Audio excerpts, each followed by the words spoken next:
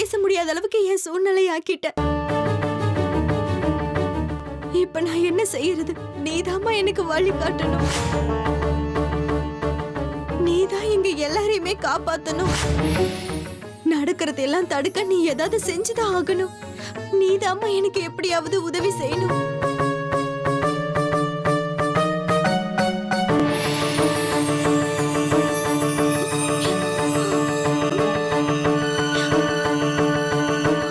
இந்த கால ருத்ர சித்தேஸ்வர கட்டிக்கியவே ஏமாத்த பாக்குறீங்கல்ல? உங்க 2 பேருக்கும் என்ன பத்தி முழுசா தெரியாது. நீங்க 2 பேரும் ஸ்ரீ சக்கரத்து மேல கைய வைக்கிறதுக்குள்ள அது இந்த கட்டிக்கு கையில இருக்கும்.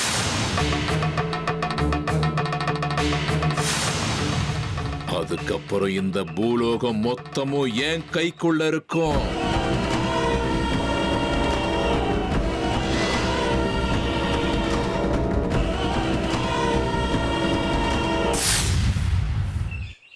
இந்த கடிக்கு என்ன முழுசா நம்பிக்கிட்டு இருக்கான். நம்புறவங்களை ஏமாத்துறது ரொம்ப ரொம்ப சுலபமான காரியம். ஏய் மாரியப்பா, உனக்கு மூளையே கிடையாதுடா. உனக்கு ஸ்ரீ சக்கரத்துக்கும் உன்னோட ஜீப்ல இருக்கிற சக்கரத்துக்கும் வித்தியாசமே தெரியலடா. நீங்கெல்லாம் கண்ணை திறந்து பார்க்கறதுக்குள்ள ஸ்ரீ சக்கரம் என் கையில இருக்கும். அதுக்கப்புறம் நான் தான் ஆண்டவன்.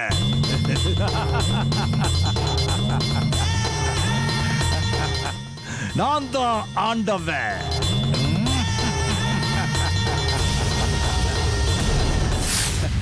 எப்படியும் உற்சவத்துல விருப்பாட்சம் பலியாயிடுவான்.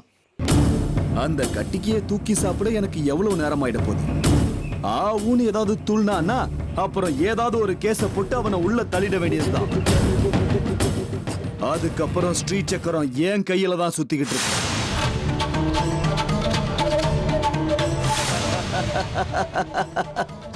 அந்த 2 முட்டா பசங்களும் என்ன முட்டாள்னு நினைக்கிறானுங்க.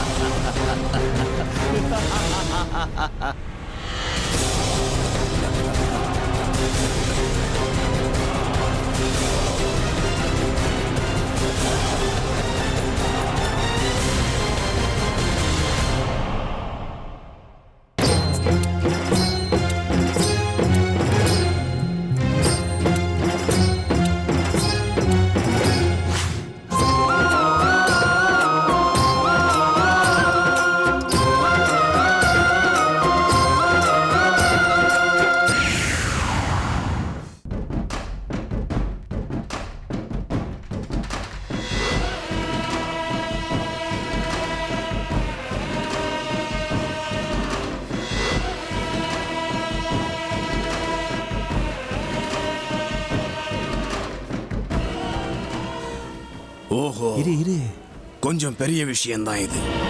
என்னன்னு சொல்லுங்க ஐயா. உனக்கு சந்தான யோகமே கிடையாது. வலுக்கட்டாயமா நடக்குது, அவ்வளவுதான். நீங்க சொல்றது உண்மைதான்.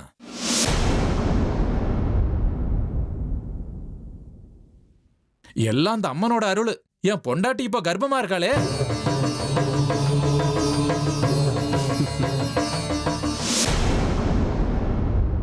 நான் இப்ப அப்பாவாக போறேன். குழந்தை பிறந்துருச்சுன்னா அதை எங்க அம்மா மடியில போட்டு என் கடமையை முடிச்ச திருப்தியில நான் இருப்பேன். எனக்கு எங்க அம்மா தான் தெய்வம். சந்தோஷமான விஷயம்தான். உங்க அம்மான்னா உனக்கு உயிர் இல்லையா? உண்மை, 100க்கு 100 உண்மை.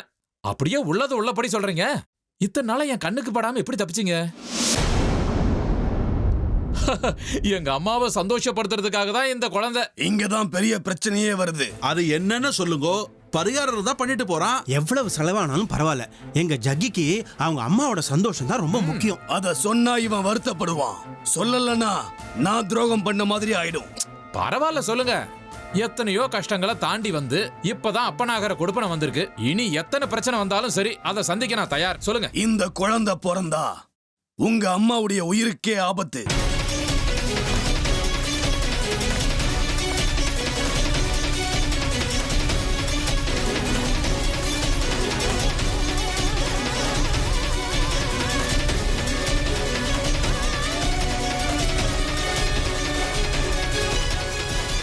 இந்த குழந்தை பிறந்த உடனே உங்க அம்மா உயிர் அவங்க உடம்புல இருக்காது.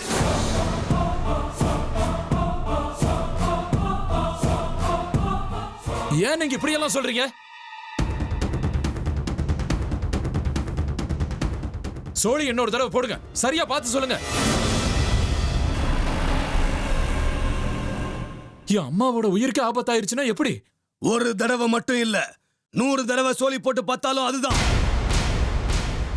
நான் சொல்ற ஜோசியம் பொய் ஆகவே ஆகாது.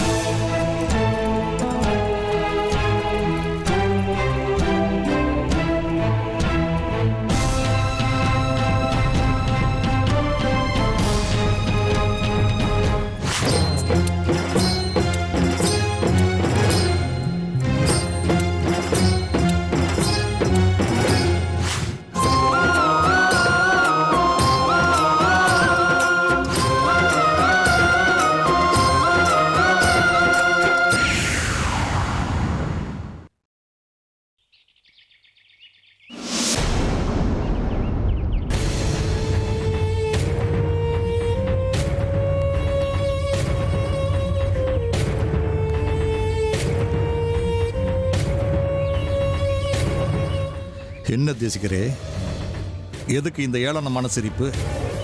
என்ன பார்த்தா உங்களுக்கு சிரிப்பு வருதா? ஒரு வகையில் ஆமா சாஸ்திரிகளே.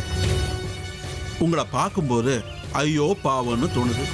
அதே நேரத்தில் வர சிரிப்பை அடக்க முடியலையே. உங்களை பார்த்து பரிதாபப்படுறதுக்கு பதிலா சிரிக்கலாம் தான் எனக்கு தோணுது. ஏன்னா அழுகையை விட சிரிப்பு எவ்வளவோ மேல் இல்லை. ஏன் என்ன குறைச்சல் எனக்கு? ஒவ்வொரு தடங்களையும் தாண்டி நான் படியில ஏறி போய்கிட்டே இருக்கேன். உங்க மகமாயி எத்தனையோ தடைகளை போட்ட அதையும் தாண்டி அந்த சிறிச்சக்கரத்தை நான் அடைஞ்சே தீர்வேன். ஊரே பத்திக்கிட்டு எரிதாமா, ஒரு கிறுக்க விளக்கேத்த தீக்குச்சி தேடினானா. போதும். எங்களுக்கும் பழமொழி சொல்ல தெரியும். தேவையில்லாம யோசிக்கிற நீங்க தான் கிறுக்கன், நான் இல்ல. இன்னும் 10 நாள் தான். 10 நாளைக்கு அமைதியா இருங்க. அதுக்கப்புறம் நீங்களே வந்து என்ன புகழ்ந்து பாராட்டுவீங்க. உங்களுக்கு புத்தி மழுங்கி போயிருக்கு. அந்த துஷ்ட மந்திரவாதியோட சேர்ந்துக்கிட்டு தேவையில்லாத விஷயங்கள் எல்லாம் உங்க தலைக்குள்ள புகுத்திக்கிட்டு இருக்கீங்க. ஊருக்குள்ள நடக்கிற விஷயம் எதுவும் உங்களுக்கு தெரியாது போல இருக்கே. என்ன விஷயம்? எதை பத்தி நீங்க சொல்றீங்க? ஸ்ரீ சுவாமிகள் வந்து ஸ்ரீ சக்கரத்துக்கு திருடு போற கண்டா இருக்குன்னு சொன்னதுக்கு அப்புறம் ஊர் ஜனங்கள்லாம் ஒண்ணு கூடி போலீஸ் அதிகாரிகளை நேர்ல பார்த்து புகார் கொடுத்திருக்காங்க. 3 அடுக்கு பாதுகாப்பும் போட்டிருக்காங்க. அரசாங்கத்துல இருந்து இன்னும் நிறைய போலீஸ் படையை இங்க அனுப்புறாங்க. அதுவும் வடக்குல இருந்து யாருடைய தலைமையிலயோ வராங்களாம். எல்லாரும் புது ஆளுங்க. எல்லாரும் கோவிலை சுத்தி நின்னுப்பாங்க. ஸ்ரீசக்கரம் வெளியே வந்து உள்ள போற மட்டும் ராத்திரி பகலா இங்கே இருந்து கண்காணிப்பாங்களாம். ஒவ்வொரு அடிக்கும் போலீஸ் காவல் இருக்கும். எதுவும் பண்ண முடியாது. பூஜை பண்ற அர்ச்சகர் கூட பூஜை பண்றதுக்கு, ஆரத்தி எடுக்கிறதுக்கு, மணி அடிக்கிறதுக்கு அனுமதி கேட்கணும். ஒவ்வொரு பூ போடுறதுக்கும் அவங்க ஊம்னு சொல்லி ஆகணும். அந்த அளவுக்கு கெடுபிடி இருக்கும். என்ன பண்ண போறீங்க?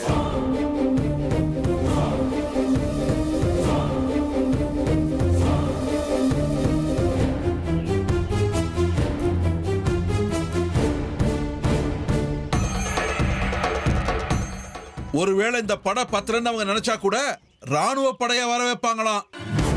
அதுக்கப்புறம் நீங்க நடக்கிறதுக்கு கூட அவங்க கிட்ட அனுமதி வாங்கணும். நிலைமை அப்படி இருக்கும்போது ஸ்ரீ சக்கரம் உங்க கனவுல மட்டும்தான் கிடைக்கும்.